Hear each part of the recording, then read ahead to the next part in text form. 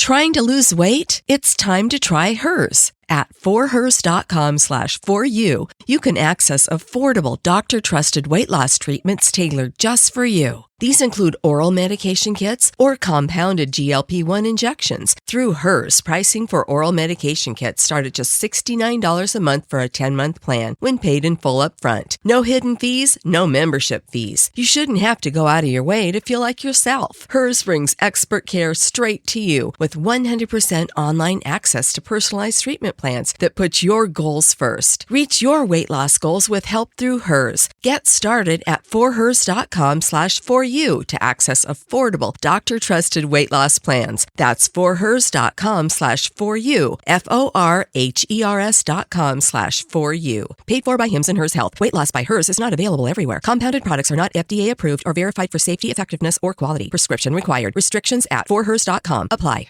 Hi, everyone. I'm Solange Castrovilla. I'm Pascal. Hi. And this is Life in Jest, a show where we subscribe to Chaucer's sage words in the Canterbury Tales. Many a true word hath been spoke in jest.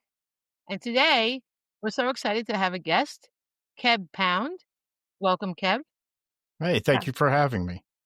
It's so exciting. And Keb he'll give us a fuller rundown of himself, but he's the host of the Stupid History Minute, a podcast, which I think is great because, what did you say? It's the most bingeable podcast, right? Available in the world. Yeah, it is, because each one is like a minute. So it's like eating potato chips. You just keep eating it. So yeah. And they're really interesting things. So really fun facts that you can bring up to people randomly and they'll be like, wow, how'd you know that? So I think it'd be kind of fun to listen to a bunch of those episodes when you're going to like a cocktail party or something. And people just are astounded when you throw out this information. They're like, what? And I love doing that. I love doing like random trivia on people and then look at me like, what? But they like it, but they're like astounded. So I think that's kind of fun. So I'm an author. I do a lot of children's books and I'm going to a kid-lit cocktail party. So I think I'm going to, especially the ones like you have Pink Panther, things like that. I can get a bunch of stuff like that and throw it at them. And I think I'll be the hit of the party. Because I need ice. I just listened to I the Pink Panther today. Oh, sorry. What'd you say, Pascal? I just listened to the Pink Panther one today. Yeah, it was good. Yeah, I think that was yesterday's, right? Yeah. So I was right on it. Yeah, you were right on it. I think today's was Sonic the Hedgehog, yeah. Which I had to differentiate because last May I did a episode on Sonic the Hedgehog, the video game. That's interesting. Oh, yeah. Yeah, so. Yeah, you did that with something else with the red something. I think you did that recently. Yeah, Big Red. Big Red, not the gum. It was the sports mascot. Yeah. So I don't know. We'll talk. I'm sorry. Sorry, I don't know Big Red, the sports mascot. Well, you gotta listen I just to know the gum. Yes. Before we get into the podcast, I also want to say you have a book called Stupid History. Is it called Stupid History? Is that the whole name of it? It's the Stupid History book. Okay, the Stupid History book. And I have it, and I've been reading it, and I again finding really fun things. It's definitely something I want to talk to you. I have something all picked out I want to ask you about from there. Okay. And you're a stand-up comedian. So tell us more about yourself.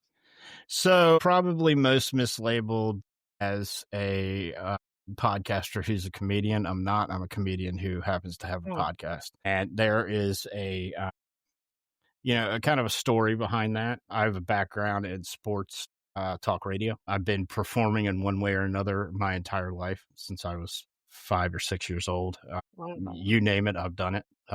Was in a band, did musical theater for the longest time. I'm a huge Broadway fan, especially stuff like Hamilton. I'm a huge hip hop fan. So when you have something like Hamilton, I mean, there aren't many words out of that musical that I don't know, but I've always loved history. Went to school for it. I can tell you what Hamilton got wrong. I can tell you that. I can too. I wrote a book about Lafayette. So don't get your history from Broadway. Right. I mean, Aaron Burr did shoot Alexander Hamilton, but it wasn't because of what you think it is. Just stuff like that. There's a little bit more to the story. There's a lot more to the story. There's a lot more. If you get me started, it'll never end. But Lafayette was misrepresented in that. It really makes me sick because I am an American friend of Lafayette. I am all in on Lafayette. But anyway, continue. So, kind of started a comedy about 20 years ago, and a little over. I was a writer for a comedian who probably doesn't want me to say his name, but I got tired of hearing him tell my jokes wrong. So one night at one of his shows, somebody didn't show, and I said, "I'll do it." Oh, and I said, "But I'm going to tell my jokes the right way. You can't have them anymore." Unless you pay me for them, and he paid me for one, but he gave me back the very first joke I ever wrote. And I still tell it to this day in one form. It's changed in form over 20 years. I have kind of a dark sense of humor, and that kind of leads my entire life. I've kind of dealt with anger and vengeance issues. So I kind of morphed that, was able to compartmentalize that into my comedy. So it can get kind of, I love that, dark. If you've ever heard me on another podcast where, they've kind of let me go. I can get real. I went to, I don't know how much research you did on me, but I went to religious school most of my school age life. Oh, so that's what made you so angry? That's kind of affected me. I hear you. And so I can imagine. And so I'm not really mean. I just kind of call it like it is. I understand. And I'm like that too. I think I reel it in a little bit more than what you're describing. Sure. But I can be known when I let loose, right, Pascal? It's something, right? Yeah, that's interesting. I offend a lot. I enjoy it. Thank you. I have been kind of really mean about religion lately, but I get a pass because my son died. So I'm like, I get a pass. I can say whatever the hell I want about God now, because look what he did to me. I don't understand people that get like all this shit happens to them from God, and then they're like, it was what his plan was. I'm like, what? You're cool with him doing this to you? Like, it's like they remind me of battered women, the people. They're like, what are you doing? You're just making excuses. This guy's not, I'm just talking about the evidence here. I'm not talking about what you read in the Bible. Even that is pretty rude. I mean, even somebody that would let his own son be so not just murdered, but horribly murdered like that to suffer. This is not the guy that I really want to take any kind of lessons from or anything. I mean, that's mean. It's just mean. So I agree. I think it's a good opportunity to make one's own mind up for themselves and not get caught up in the, dogma of organized. That's just my personal opinion. Right. I mean, I don't argue with, well, sometimes I argue because they argue back. They argue at me and then I argue back. But I don't pick a fight, but I'm going to tell you how I feel. I'm not going to try to insult somebody, but they go at me with scripture. I'm like, that's not really evidence of anything. That's just something that they wrote in there for you to obey. And, I feel bad because I think people spend it's not just feeling bad, but religion also causes a lot of harm. All the war, all the hate. I mean, just, but I mean, it's also like takes a lot of people's time, like that they can money. Yeah. They could be doing something other than just like being on their knees. It's just, but the thing is, when you started as a child with something, most people tend to stick with it. I mean, you're an exception. You obviously, before we get into that though, Pascal, come forward more, because the logo was fine, but now it's kind of obscuring you. Yeah, the cat was knocking my thing over. Oh, I can't. I don't think I can change that now. Let me see. Yeah, I'm sorry. I had to move the whole thing because he kept knocking it over. He wanted to be involved. Okay, I got rid of it. Okay, anyway, so tell us, the brand thing was the Life in Jest little brand thing was like. Okay, yeah, I don't see that on my end. So this fucking thing is so annoying. Sorry, Cat. Well, look, I understand. Okay. What made you? There we are. What made you? What happened to you that you became sort of deprogrammed from all this religious school? Well, I learned to think for myself. How I can't really point to a thing. I learned a word when I was about 18, 19 years old, I did the whole thing, youth group, all of my friends were in it, friends that I still have to this day. The joke around like my, immediate circle of friends and even in the podcast community is like one of my best friends who I'm on his podcast every now and again. He's an ordained Baptist minister. Wow. And it's just, cause I can talk to these people because I have the knowledge. Cause I was in that schooling, so I'm a really bad person to argue scripture with because I had to go to chapel 5 days a week for, however many years. I went to an Episcopalian school, and if you don't know what that is, it's kind of like Diet Catholic, and it's similar, but it's like uniforms, ties, and this is in the 80s, so late 70s into the 80s, and it's that. And then on the weekends, my family went to a Presbyterian church. You kind of got both things. But to answer your question, when I was about 18, 19, I was having a conversation with a pastor, and I'd made a joke or something to like, somebody asked me, "Hey, what would you do if you were me?" And I said, "I would kill myself." Wow. And the pastor heard that, and he was like, "If you do that, you surrender your seat in heaven." And I just said, "How do you know?" Exactly. And then I learned this one word that religious people hate, and it's the word "why." Yes. So they true. hate that word. And it was the evidence of many hypocritical things that I could see. I could sum up how way I feel, because if somebody goes, "Hey, are you religious?" I would say my answer to them is, "I believe in God." Mm-hmm. That's my answer to them. Right. But I would sum up the way I think about it in this. We were talking about quotes earlier. Here's a quote.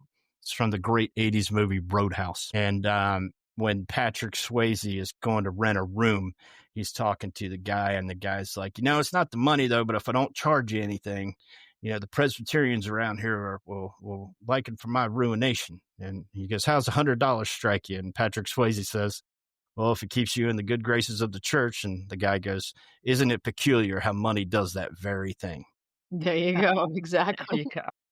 So true. That kind of sums up, what I think. Now, I take it to a very nth degree.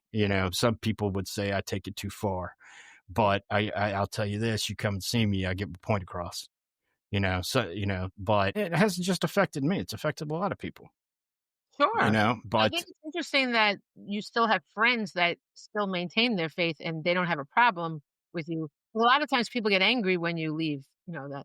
Well, my three best friends, one is my best friend in the world, known him since I was 8 years old, is a very religious, very Southern Baptist, take it very literally kind of guy. Would not like the church my mom goes to. They brought in a female senior pastor, and he's like, "Can't have that." Right. I mean, talking Southern Baptist, right? Right. My two other, who I would consider my best friends, two other close friends. One is a gentleman I was talking about who is ordained Baptist minister, has a podcast. I'm not going to drop it here, but he has a podcast on the same network. I don't History think Minutes on. So, but and my third is Catholic as Catholic comes. Wow. And so how much fun you think I had with him when we picked a new pope. And yeah. and my pope's brother was interesting. Yeah, and so the three that, the joke is surrounded. My father-in-law, it was a minister of music for 50 years. Oh. My mother is highly religious naturally, but my dad was not at all. Oh, interesting. My dad was a very military, blue collar guy. Oh boy. And wow. So, he was, and the rule in my house was like we always had to go to church. My dad would like take his own car, and he'd be, 12:01, he's out there, he's back That's there, funny. Watching NFL, Well, he did do it, so he must have wanted to please your mom, I guess. Yeah. The funny thing was like, he'd be at home, and, by the time we got home, we rode with mom, me and my younger sister, and he'd be like, "What took you so long?" because my mom is kind of a socialite, so she likes to. Sure. She likes A lot of people go to church, they enjoy the social aspect of it a lot afterwards. Yeah, I think that's why my mom still goes. Yeah. But there's like a tennis club there, and they all play bridge. Wow, there's got a lot going on. And I mean, my mom's what they call a baby boomer, and she doesn't, she's like, you need to learn how to play bridge since you turned 50. I was like, our generation plays. We play poker. We play poker. Yeah. I'm not gonna sit around and play bridge. I'm not playing dominoes either. No. I really don't like games. I think they take up a lot of time. I don't like wasting time on things that you could actually do something, I don't know, constructive. Like, sure. But I mean, like, you're a comedian, so you could write jokes instead of sitting there playing this game. I could write a book, I mean, this thing, I don't know. I want to produce something with my time, or even just learning something. To me, a game is just this repetitive thing. But that said, I have learned to hang out with people and play games, and somewhat enjoy them. I played Monopoly, the new Monopoly that's like a card game. I played that with my son and daughter-in-law, and we did have a great time, but I think alcohol had a lot to do with it. I like to go. I don't know if you guys have one. You're in Long Island, correct? Yes. Yeah. I was listening to your episode about 9/11, and actually, not the one without Pascal that we had. Right. And I have a thought on that for later. Okay. But I don't know if you guys have one of these where you live, but I like to go to this. I'd like to play games too, and I go to this place, get a drink, and sit down and play this game called roulette. Yeah. You're saying? I used to have one when I was a kid. I had my own little roulette. Yeah. That's funny. Yeah. And someone gave it to me. It was fun. I go there. What card game you like? I like blackjack. I mean, wow. You want to play? I don't know any of that stuff. Like, if someone could just take me for whatever, because I don't know how to play any of those things. I just don't. I could do the slot machine. Yeah, and these people that come up and they're like, "Hey, I'm going to teach you how to play." When I was on the cruise, you guys like, "You play blackjack?" And I'm like, "No." And he's like, "Why?" And I was like, "Because I would just rather go and hand the dealer my money." Right, I'm not good. And he's like, "Well, how about I'll teach you how to play. I have a system." I said, "What do you do for a living?" He's like, "I'm a restaurant manager." I said, "Pretty good system, huh?" And he's just like, he just gives me this look. And then my wife goes, "Don't look at me. I live with him." Right. So, which is her favorite saying. Yeah. That's funny. But anyhow, I don't know if that's a long way to answer your question. No, I like that. I like that you had the nerve to say that. And my aunt was raised in a Catholic environment, and she got thrown out. She was making her, what's the second one? The confirmation thing that's right, when you're like 12 or 13 or something, right? Yeah, and, around that. She asked a question. She had the nerve to ask a question. She said, "I understand the Father. I understand the Son. But can you explain the Holy Spirit?" And the guy threw her out. That was it. She was just like, they threw her out of the whole religion.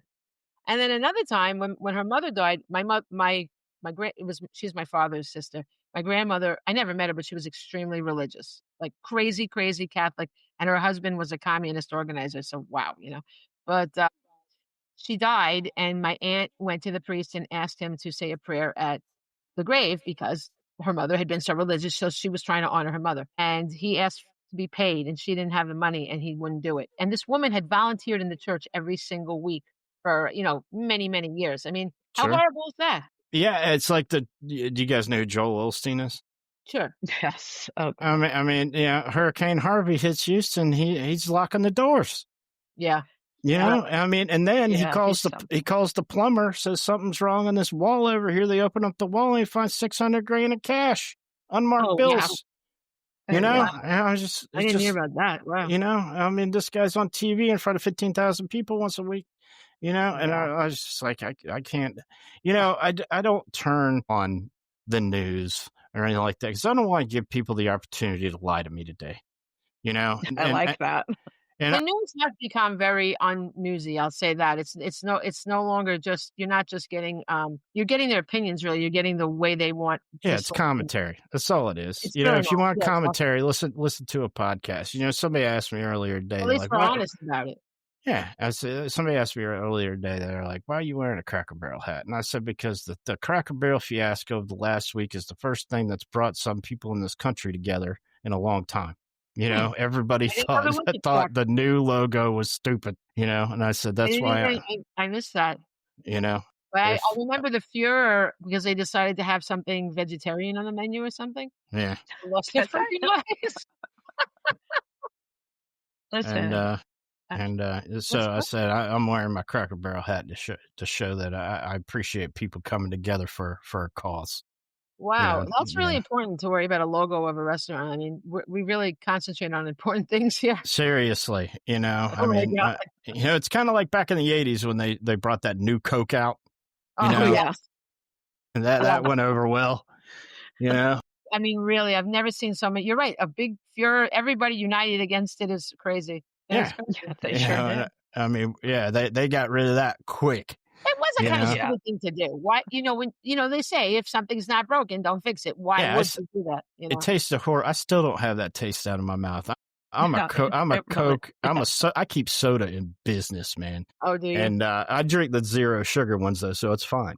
No, it's not. You know that the body metabolism is like the same. Come on. Shine the fact I have type 2 diabetes. That's okay. Oh, wow. Well, I suppose the diet one is better because you're not having the sugar. It really is, I'm a little bit serious when it comes to that stuff. I'm like, I'm like, it's very. She is. I'm a bit of I'm not a complete health nut, but. What were you trying to get me to do? Oh, change how I drink tea.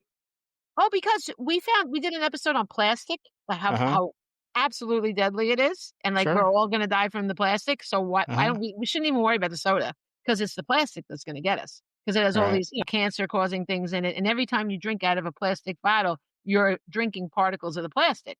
Like it's inescapable. Right. So we found out that the tea bags are sealed with by a plastic. So I told her she's poisoning herself every time she drinks tea, but she doesn't care. What are you going to do? So should you drink it through a plastic straw? No, you're supposed to you don't use a tea bag. You get the loose tea, one of those seeper things. Oh, okay. That's never going to happen. Yeah, you shouldn't use a tea bag. I do. I have a 5-gallon thing of water in my kitchen. That's good. And I drink about a gallon of water a day. Excellent. However, the majority of it is mixed with Jack Daniels. Okay. Wow, that's a lot of Jack Daniels. Listen, but it's a lot of water, so it's okay. That's how I rationalize it. Alcohol is my friend. I mean, I like it. I need something. It's like basically all I have left. It's my friend. I sit with my alcohol and I don't have to sit I don't understand bars because I don't want to talk to a bunch of people I really like jerky. I've never found a bar where the people are really that entertaining. You know what I mean? They're kind of like whatever. Maybe a couple of really upscale ones, but then it's like, $45 a drink or something. Like, who can afford that? So, and even then they're kind of pretentious anyway. Like it's not, but they're more interesting than the people that are just like so stupidly drunk that like, what are we doing here? So I like I disagree. Yeah. You used to be a bit of a bar person, right? Yeah, definitely. Do you know how much material I have written going into dive bars? Oh, yeah. I respect that for sure. I will get like a little chair in the corner and get me a drink and just, and there's one here that is the dive bar to end all dive bars. I mean, literally hosing off the floor at the end of the night. Oh my God. I'm talking about out, in the bar area. Wow. But they do. I mean, I wish I have videos of this, but they do karaoke 6 nights a week. Oh, I would love it. I would love that. Dude. And it's a show. I mean, it is to go because to one. Yeah. It is. Have you ever watched, the show American Idol? Sure. Yeah. The episodes where they put the bad people on? Oh, yeah, I feel bad. Those are my favorite. That's the only reason I watched it. Those people are good compared to these people. Oh, yeah. Sure. Yeah. We used to go to one like that also. Yeah. Awesome. And I try to search up wherever I go. I could tell you, I mean, certainly Florida in the Big Five. When I say the Big Five, Jacksonville, Tallahassee, Orlando, Miami, and Tampa. I could tell you where the good ones are in Atlanta, Savannah, Macon, Charlotte. Wow. Birmingham, New Orleans. New Orleans got like 50. Yeah. I mean, New Orleans. If you've never been to New Orleans, Louisiana, times, but man, I love it. Yeah, that's a good time. Awesome. It's awesome. St. Louis has a bunch of them. Really? New Orleans is If you how do you know all these? Is because when you're traveling doing stand up, you find them? Is that what happens? Yeah, either that or just traveling in general. You know, I will search out there are like biker bars that like what we'll do, and we were talking about this a little bit earlier. There's a biker bar in St. Augustine, Florida. And so me and a couple of people who think they're funny, we got a bunch of, do you know what a Vespa is? Yeah. Like a moped, right? Yeah. And we dressed up like we were going to play golf. Okay. And so we were videoing this. And so we were driving down the road, down US 1, towards this place called the Rooster. All right. Okay. Of course. And we pull up, and there's all these Harleys and Indians, and all this. And we're pulling up. One of them was like a teal Vespa. One of them was pink. Oh God. And so we pull up on it, and we walk in. And you ever seen those movies where people walk in a bar, you just hear the record scratch? Yes. Yeah. I mean, it was silent. Wow. And I never felt like I was going to get hurt or anything, but I definitely felt like I was not wanted there. No way. So until they figured out what we were doing. Oh, they did. Well, that was. And then we were their best friends. Right. How did they figure it out? Did you tell them? Well, we kind of like sat there, and because I'll tell you this, anybody's done stand up will tell you that we could care less about an uncomfortable silence. It doesn't bother us one bit. If you've been doing it for 10 minutes, you know that. I mean, for the first 5 years stand up, you bomb. So is ingrained into you, I mean, silence to me is, just move on. Sure. I mean, I'm good with silence. Just tells me I need to move on. Sooner or later I'll get to something that you either hate me about or, or you'll laugh sooner or later. But it's the people who don't, I don't want to say survive, but don't, keep at it, because comedy's not like a success failure thing. It's a keep moving forward thing. Absolutely. Yeah. And because I will tell you this, I'm one of these people that argue the fact that there's something funny about everything. Okay. Like in 2024, I had sepsis and I was diagnosed with malignant melanoma, and I made jokes about both of them constantly.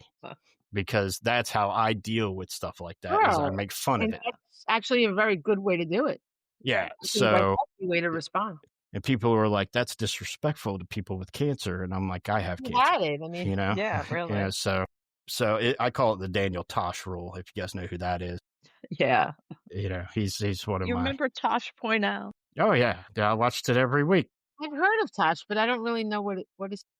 Tosh, if you think people are over the line, you'll go watch him. You won't think people are over the line anymore, because he is over the line. I don't think anybody's over the line. I'm a huge. I told you I've been listening to Howard Stern since I was a teenager. So Howard Stern of the '80s. Yeah. When he was on like network radio, like WNBC in New York. Yeah, I started listening to him in the '80s. Yeah.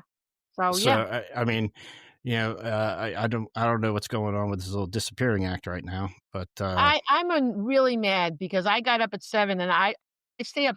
I'm a late person. Now Pascal is a morning person, so she was up anyway, and I got up just to hear him, and only for them to say that now it's going to be next week. Like, that really made me angry, because you shouldn't do that to your fans. Someone told me Walter died. Walter died like a month ago. Oh, he did? Oh, yeah. Really? Oh, I didn't know that. Yeah. Oh, then I don't know. Maybe his mother died. Walter's his cat. He would have come on and said, Walter, he came on when his best friend died that day. Mm-hmm. I know, but what if it's his mother? It's not his mother. It's just one of those stupid. I don't like when he plays tactics on his audience. Okay. I was hoping he wasn't, but. I'm sure. No, then they would say his mother died. They're just being asses about the whole thing. I think he might be. It was kind of annoying. I think he might be afraid that someone might want to, because he's, right now all the comedians are kind of, what's his name? Colbert got fired. I think they're all a little scared because of. I think late night TV is going away. Well, that could be, for sure. Yeah. I think the only one that's going to survive is probably Fallon, because it's NBC. Yeah. Why would Fallon survive? Well, I don't think ABC Disney is going to put up with Kimmel losing money for that much longer. I think the Tonight Show is the only one that actually makes money. Really? So, I don't know these things. I only hear about it on Howard, and Howard is great friends with Kimmel, so I would never hear anything about but I think it's all going to morph into shows like The Daily Show, and things of that nature. I don't watch any of it anyway, but I do feel I don't either. I feel badly for them that like they're being persecuted now because of speaking out, so I think I don't know. So I think maybe Howard's a little worried about his own, safety or something. It could be. I will tell you this. I would give my right arm and part of my left arm to have a morning drive syndicated radio show. Sure. I mean, trust me, I could think of 3 hours a day stuff to say. Oh yeah. I mean, Howard is the man. Like I just adore him, and I don't want him to leave, but he is 71 or something. So like, Sure. I mean, sometimes you got to move on. I don't care about any of that. I just don't like to be toyed with. Don't tell me to get up at 7 to hear you on September 2nd and then say, "Oh, it'll be next week." That's rude. We have been loyal to this man, So sure. That's how I feel. I guess we'll see next. Yeah. It better not be again. And we go to him for honesty, we go to him for like, that's it. But sure. Anyway, so Keb, tell us how'd you get started with the podcast then? So in 2000, I got to start at the beginning for this to make sense. So 2018, everybody was like, "Hey, you need a podcast. Hey, you need a podcast. Hey, you need a podcast." And I was like, I don't know what to say. And they're just like, how about you just get a microphone, turn it on, and record what you're thinking at that moment. So the first episode of a podcast called Keb Unfiltered was entitled Things. Now I've deleted all these, so you can't get to them. But it was called Things That Piss Me Off. And I had written down a number of things that irritated me, and I told people why. Okay. The episode was 2.5 hours long. Wow. So people are like, yeah, no one's listening to you for 2.5 hours. Just we might want to cut it down to several episodes. Right. So I didn't know. I might listen to that. Yeah. I didn't know. And so the second one, so somebody who caught that, all 4 people, who caught that, somebody sent me a list of questions, and they're like, "Hey, this will help you out." Because at the end of them, I was just like, "Hey, look, I don't know what I'm doing, but if you are, thank God you blasted this long, I would have clicked off after 5 minutes. But if you have any ideas, please send them to me because I don't, So this guy sends me like a list of like 50 questions. And I answered those. That episode got like 100 listens. And I was like, wow, 100 people, And it's like, you guys know where people live, and you know how to do the geolocation on, whoever is your distributor. Yeah. And so when you see a city that no one in, and somebody listened to me, then I don't know them. I thought that's like a rite of passage. I love find them in really far countries. I'm like, oh, this is so. Yeah, I'm like somebody in Istanbul. I have a friend that has a podcast called the Two Penny Podcast, and he's like, I'm the number 1 podcast in Nova Scotia. Nice. Because and I'm just like, I'm the number 1 podcast in Keystone Heights, Florida. There you go.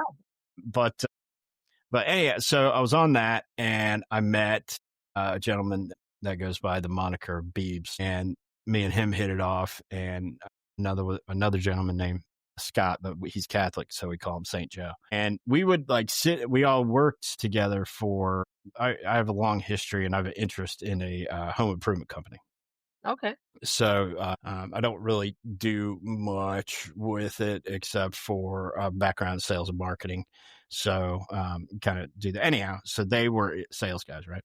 Okay. And we all worked at the same company. This before the company I got to now. And this is 2018, 19, somewhere in there. Uh-huh. And we would have these great, funny conversations. And then somebody's just like, you guys should record this. And so we're like, all right. So we dropped the Keb and we just called it Unfiltered, know, and so, but it was, and those are still up. You can go find those.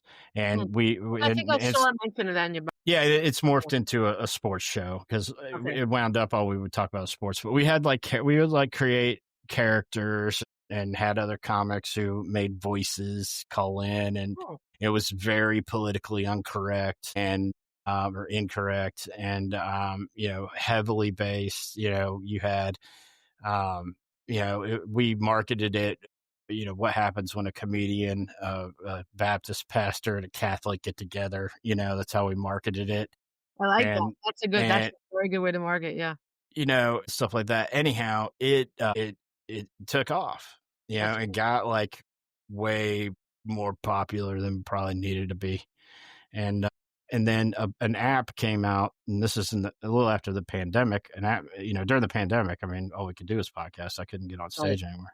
Yeah. And after the pandemic, an app called Good Pods came out, and we were like, this app is brand new. Who cares? But it's exposure.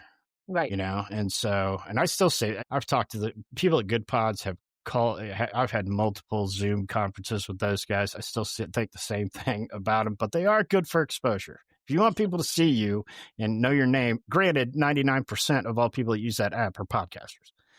Right. So what are you trying to do? What are you trying to do? Are you trying to gain a real audience, or are you just trying? It's like a comedy open mic. All I'm telling jokes is to other comics. That's right. But if you think about it, podcasters do listen to podcasts. Oh, sure. Yeah, sure. The commercials don't care who listened. They just count who, as a download.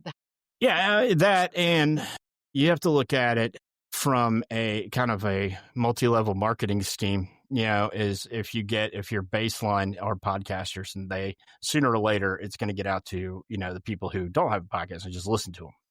And that's, I don't want, it's kind of like the pastor saying, I don't want the churched, I want the unchurched, and so that's kind of the way I look at it. It's all, exposure. It's marketing 101.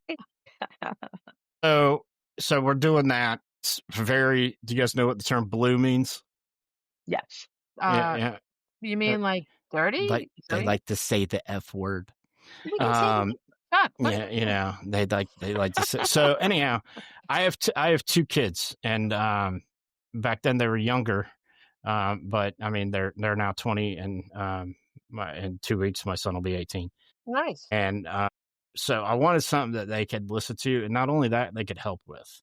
Okay. And so I was like, okay. I said, but it has to be funny. So I listened to a bunch of history podcasts, a bunch of them. Yeah. And they're all the same. They're all like way long. Okay. Yeah. They all, and a lot of them, they say their name a lot, like they're Walter Cronkite. I'm Walter Cronkite. And they just beat to death the same thing. It's like they all get together and they're like, okay, this week we're all going to talk about JFK. Was he shot or not? It's just, we're going to talk about the Zodiac killer, the greatest serial killer ever. They make it like boring with their voices. Like, right. What are you doing? So I'm listening to one of these, and I'm sitting in my recliner, and I'm like, is it not good? Is it going to be bad if I mock podcasts? And I said, if we just make this a joke, it's really long. And so my wife's like, she could see like the wheels turning. Right. And so I'm like, I've got an idea. And she goes, what is your idea? And I said, I'm going to do a 1-minute-long podcast. And she's like, what are you going to do it on? And I said, I think history. And she goes, but it's going to be 1 minute long. I said, yeah, thereabouts. I mean, it's going to have, but the content will be 1 minute. And I said, you got stuff like that. And she goes, and I said, it's going to be clean. Okay. And she goes, but it's going to be 1 minute long. And I said, yeah. And she goes, that's stupid. I said, that's what we're going to call it. That's what we're going to call it. And then she goes, well, what are you going to talk about? On my kitchen table, there was a Ninja blender box. And I saw it. And I said, the very first episode is going to be about the history of a blender. Yeah. Not too far from that. That's in your book too. Yeah, not too far from that. It's the very first chapter. The chapters in the books, if you listen to the first 100 episodes, are very similar. Okay. But there are a couple in there that I put in there towards the end, like pickles, paper clips, things like that, because, and we'll get to that in a second. But but it's based on the first, so blenders and balloons. I said that. So I recorded, I got this together, and then in my limited YouTube and Wikipedia research, got really easy things. And I read the almanac. So that was truthfully, that's where I got most of my research for those first 30. Yeah. And I didn't have now I have a college student doing most of my research for me. So that's why they're a tad bit more entertaining, but I still have to put my twist on it. And we have and I'll take you through that in a second, but it was funny. I put 30 out there. And I didn't think anything of it. Just went on doing my daily life. And I remember on Twitter, I got a DM. I didn't have like a Stupid History Minute Twitter, Stupid History Minute Facebook, nothing like that. I just had my personal, and I was just like putting it out there. And I had, the friends that we had made in the indie podcast community, and I just say, hey, look, this is kind of dumb, but I think it's funny. And, I'm sorry if you don't think it's funny. I think it's hilarious. And it just kind of went from there. And after the 30, about a week later, somebody was like, dude, where's my Stupid History Minute today? And I'm like, okay. So I recorded another 50 and then let it go like a month. And then they're like, dude, like that. And so finally my wife was just like, this might be a thing, and she goes, this different. And then I remember when I caught the eye of somebody that I consider a celebrity. And they're like, dude, and he literally said this. He's like, dude, I just binged like 50.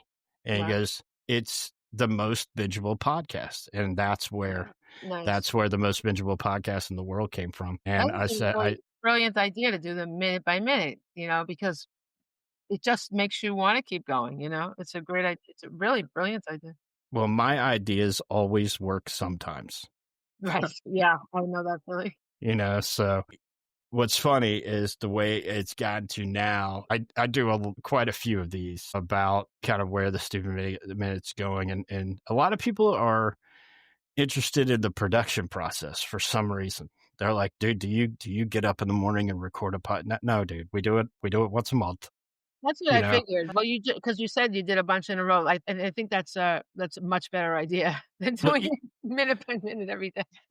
What's funny is people who know me, if they listen, because if you just whatever podcast player you have, if you just subscribe, it'll pop up on you every day, right? Right. And they're like, what's funny is at the beginning of the month you're all into it, and you could tell towards the end of the month you're just trying it because it takes about 2 hours to do a month. Yeah, so you're getting tired from the recordings. Yeah. Right. So we've started taking a break in the middle.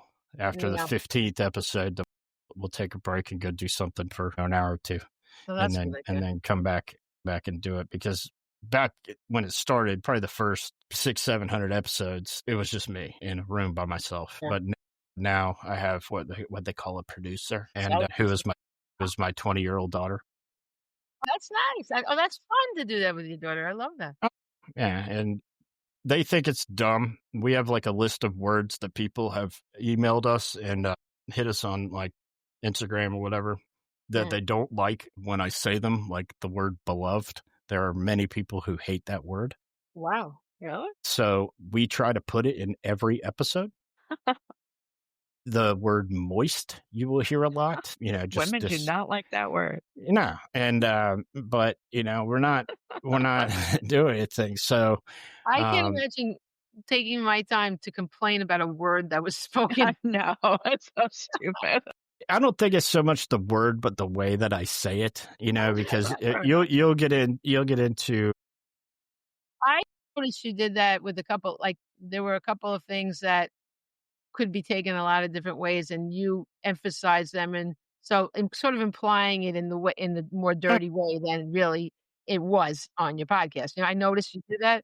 So wait until the episode of Fat Albert and the Cosby Kids come out.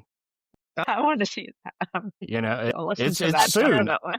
It might be tomorrow. I'd have to look. It's pretty soon, because once we upload them, I kind of walk away and I'm on to. Are you saying that it's because of what we found out about Bill Cosby later that you're kind of making it more?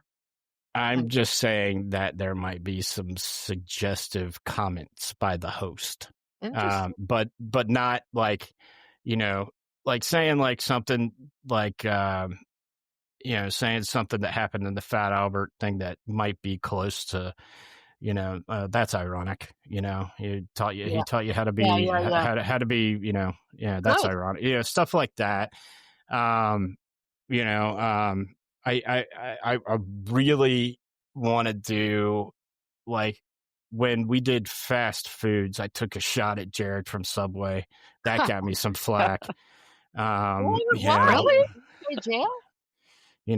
Dude, you would not believe the people who back. I mean, I think people are out there just argue to argue. I guess so. They really do. And so July, I did a bunch of these conspiracy theories, right? Oh, that's fun. And I like the history of the conspiracy of these separate conspiracy theories. Man, when I did the government controls the weather, people were seriously like on Twitter trying to explain to me why the government controls the weather. And I'm like, dude, I don't care. Okay. I'm giving you the history of the conspiracy theory. The word stupid is right in the title, and what about the birds aren't real thing? Like, people actually go to those thinking that it's a real thing, that he's saying birds aren't real, but he's only making fun of the whole thing. I mean, that guy's brilliant. He's like me. He, I mean, that guy that dude's a genius, we did birds aren't real. I have a history, and not a good one, with the flat earth community. No. Talk about the biggest morons in the world. I got into a podcast argument with like their leader, Flat Earth Dave.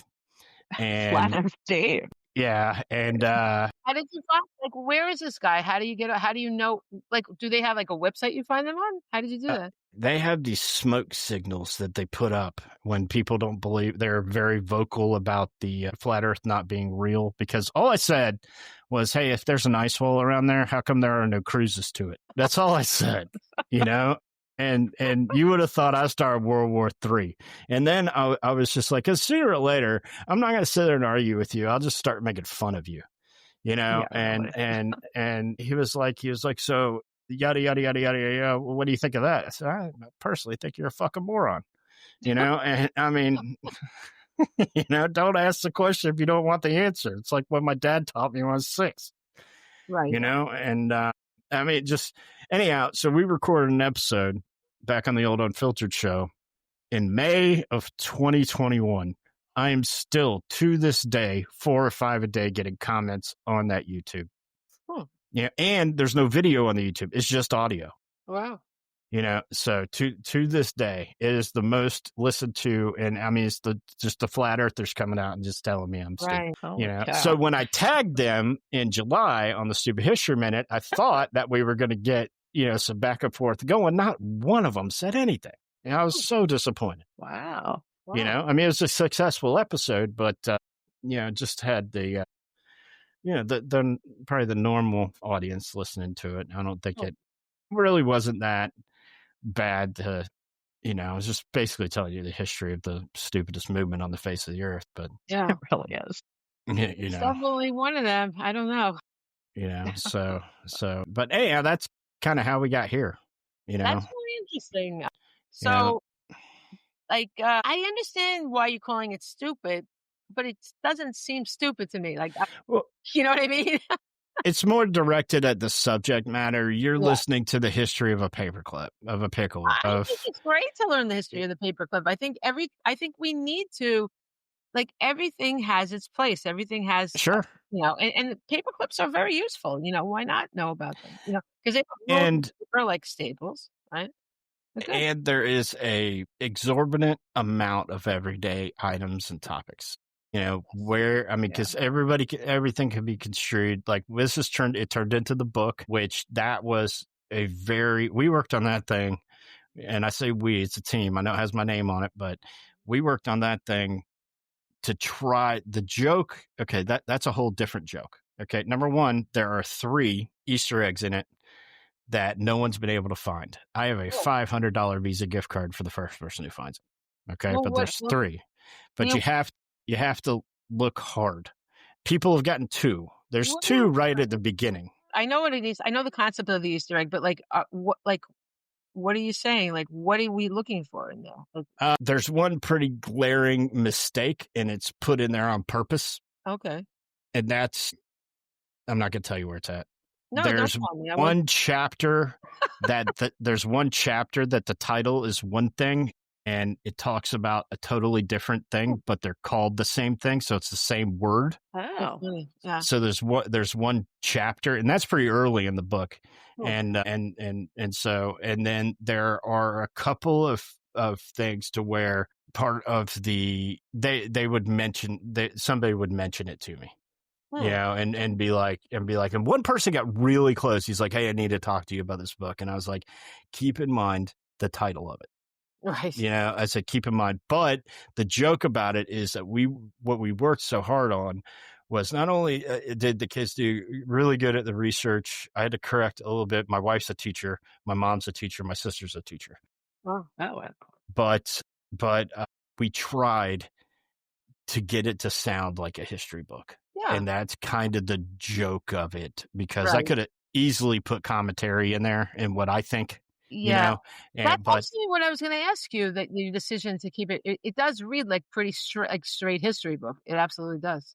And what we marketed it at originally, which is what I would still say, is that this book belongs on the back of every toilet. You know, it would be good for a toilet book. Yeah, because while you're in there, you can read one of the chapters and really, you know, the chapter's pretty quick. I mean, it's a novelty item, you know, and yes, volume 2 is in the works. Cool. I really like the cornflake one. It's interesting that the guy, Kellogg, discovered it because he left the wheat on the stove too long and it got ruined. And then he's like, "Well, I'll serve this to my patients." It smells great. But then it said that he put it through 2 rollers, like a rolling pins. What were the rollers? Do you know? So, yeah. And this is depicted also if you watch a television show called The Food That Built America. Oh, okay. They love talking about those guys. And what you're talking about, a roller is kind of like a crank, deal.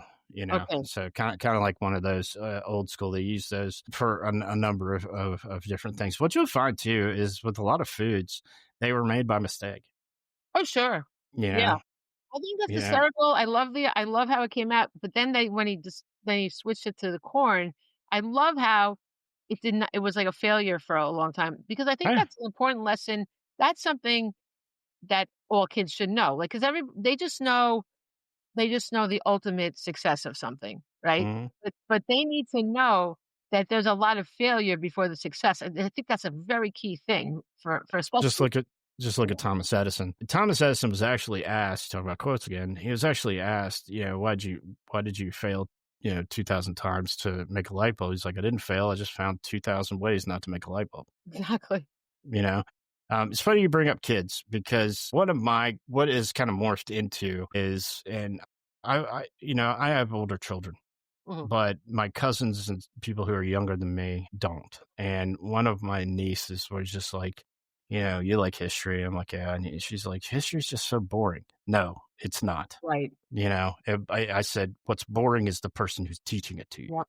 It's so and I said, listen to this. And she's like, this isn't boring like that, because it's relatable. She knows what a paperclip is.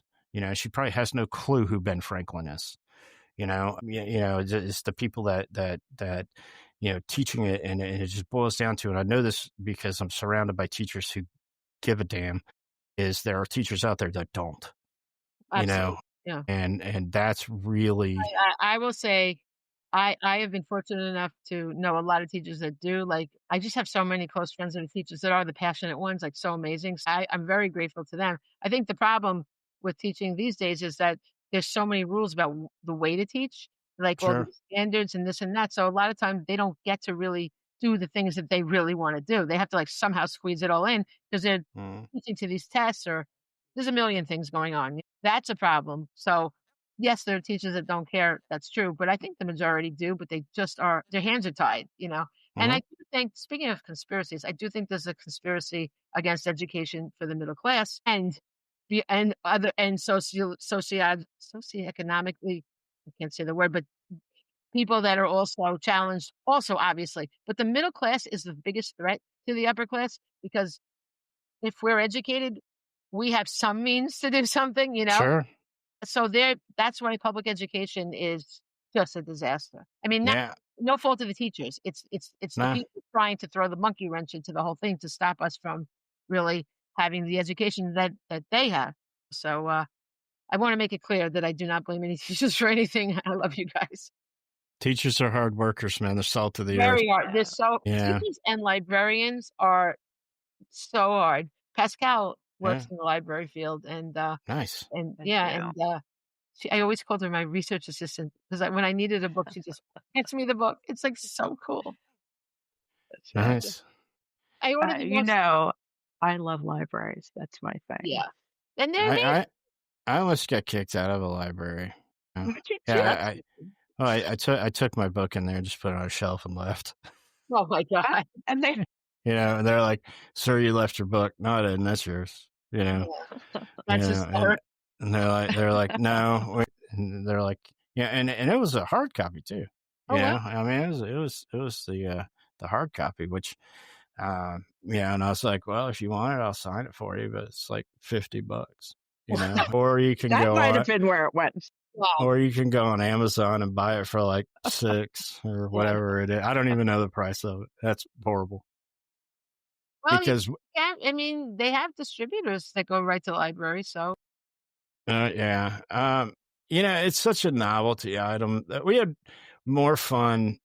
Like, I remember when we were done with it and we like hit upload and we were just like, thank God we don't have to do this tomorrow, but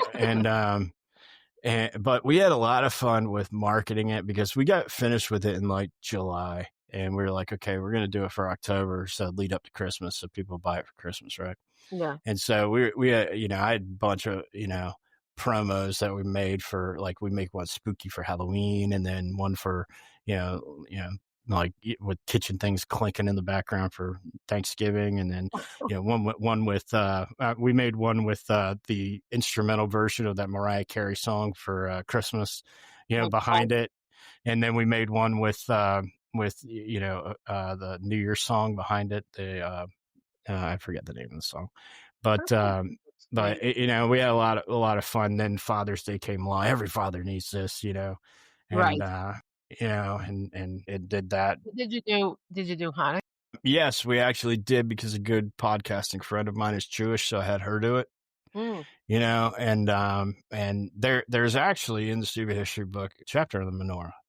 Okay. Yeah. So and then we do, and be careful, you'll be getting an email come October.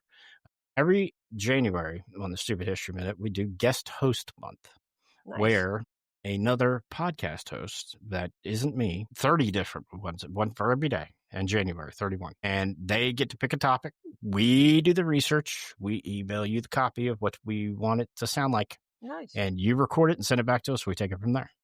Wow, that's so cool. What a great idea. We started doing it 2 years ago. We did it for a week. And then people were like, damn, it didn't get in. So we did it for 2 weeks later that year. And then they're like, okay. I was like, bet you we could fill up a month. So we did a month. And then January just became guest host month. And we have like a sign up sheet that there's a link and you go pick your day, because some people are like, hey, I want to be on my birthday or whatever. And you go pick your day. I always have the January 1st because I do the episode of the year from the previous year. Right. And so we'll talk about the episode of the year from 2024, which I have a feeling I already know what it is, but there's a lot of time left. But we'll do episode of the year, and we'll replay that episode. Right. That's cool. Cool. And after you talk about it for a little bit, and then January 2nd is when the guest host month starts. People are already asking me about it. That sounds like fun. Because that sounds great. So I always take like 5 more than we need because people will be stuff happens, and that's true. Yeah. But I have a staff email that my staff, meaning my kids, who I love that. Having kids, what I wanted to do is have people that looked half like me and then rule over them for a number of years. I like that. That's a good plan. Yeah, I like it. That's really fun for them to work with you like that. They must love it. Sometimes it feels like a job, You know? Well, I mean, it is a job, but it's cool. I don't know. I think it's just something very cool about being involved in this creative endeavor, you know? Oh, well, my daughter's a graphic design major. Oh, wow. So she's cool. junior in college in the graphic design program. So she's into that stuff like that. She's asked me a number of times to redesign. I'm in marketing. So the big thing in marketing is continuity, branding. And so if you're one of these podcasts that changes your podcast art every now and again, it doesn't become identifiable. So especially at the beginning, and when I say the beginning, the first 5 years, just keep the podcast art the way it is, I'm a member of a podcast network. So the only thing that I've changed is I put their network logo, on my podcast art. And if you listen to Stupid History Minute, at the end of it, it says this is a member of, whatever. Yeah, I heard that. What, can you explain what that is? Unfiltered Studios it's a collection of like-minded podcasts. It's not so much a network and like they grab your RSS feed or anything like that, but it's just a collection of podcasts that are very similar in thinking, but it's a very diverse group. It's not like just history, just comedy or what. I mean, we got movies. You could overdose on self-help. Right.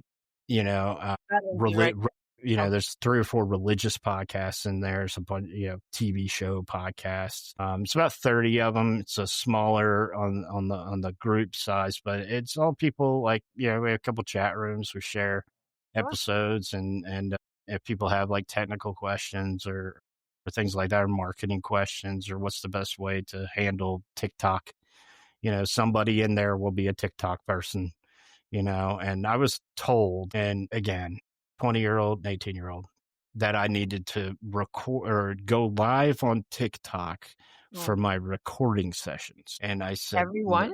No, just let people peek behind the curtain a little bit. Okay. Yeah. I can see that. I decided I'm going to be going, I have done live only once. What I do with TikTok is right now what I do is I put clips of us, but I also am an author.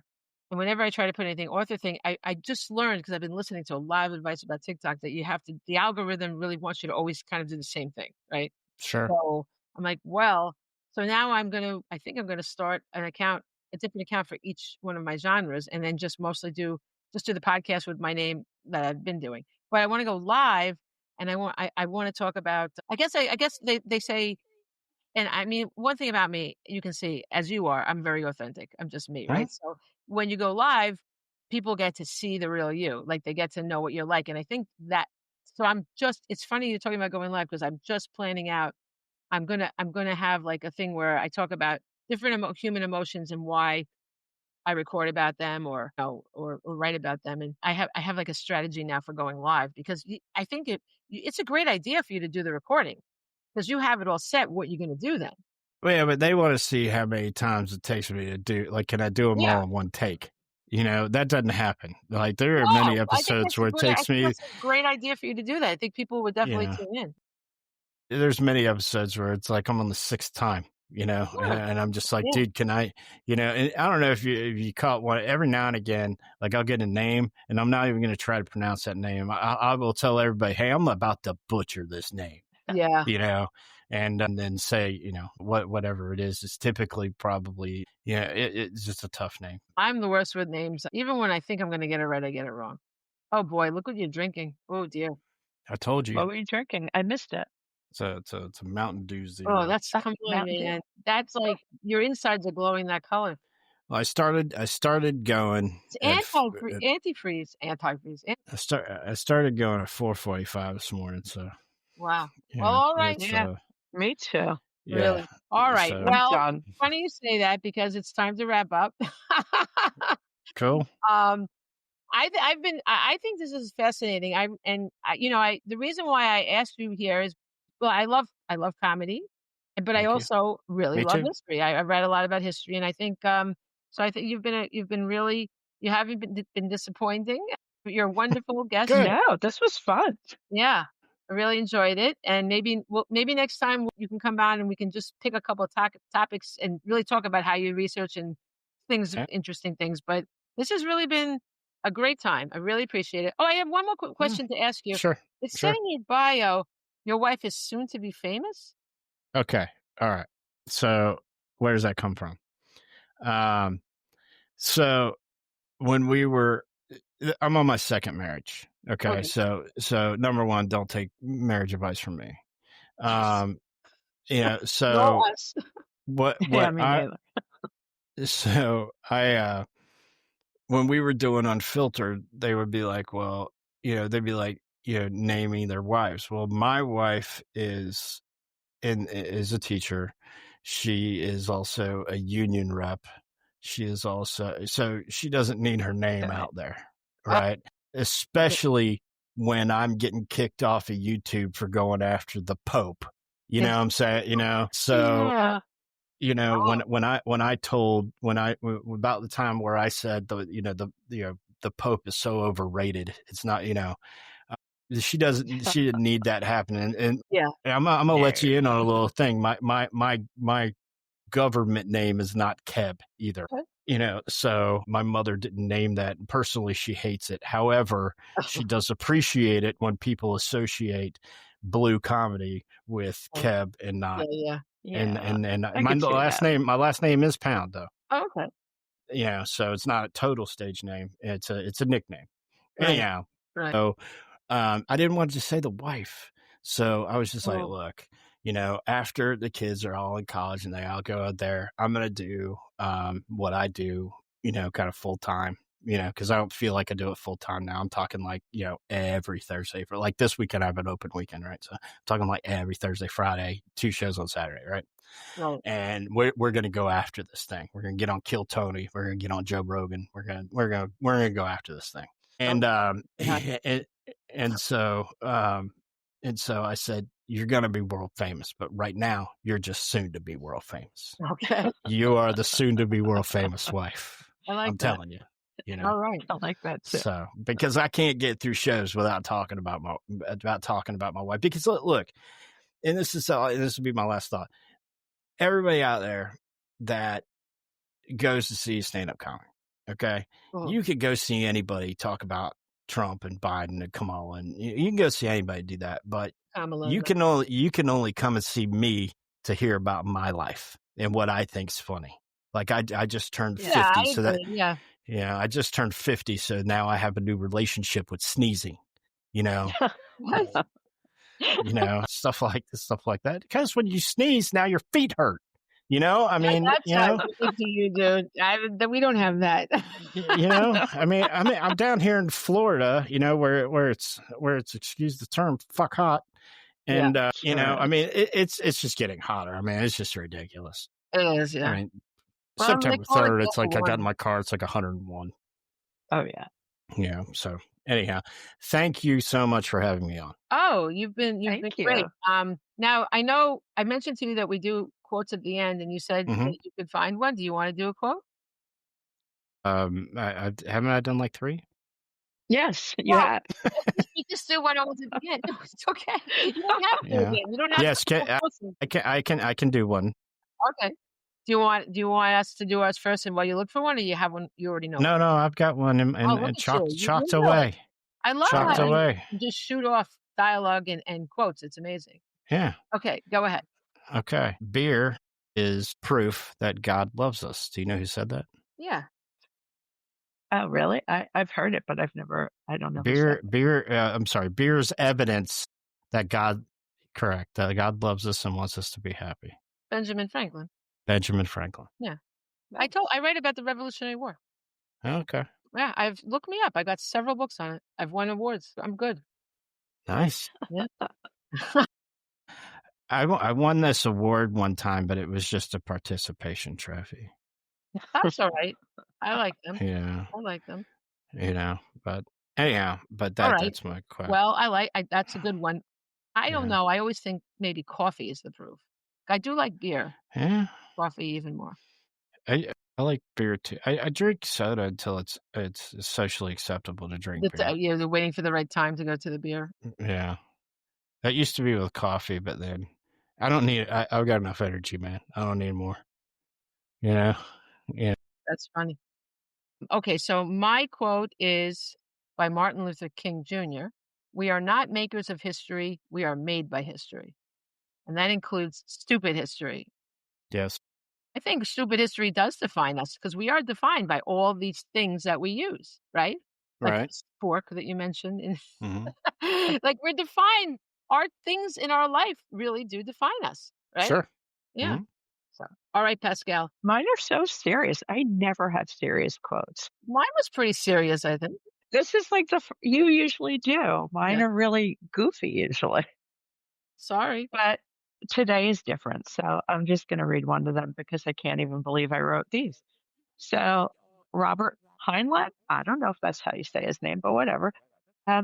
Generation which ignores history has no past and no future. That's what I got. I like that. Yeah, that's a good one. Do you guys know who Ambrose Bierce is? I don't think so. Well, she says, we spend a great deal of time studying history, which, let's face it, is mostly the history of stupidity. Yeah. Wow, I like that. That should be on like a cover of your book. You should mark it with that. That's a great one. That's perfect. All right. Well, thank you so much for being with us. Yes, and thank you for having me. This was Thank fun. you for having me.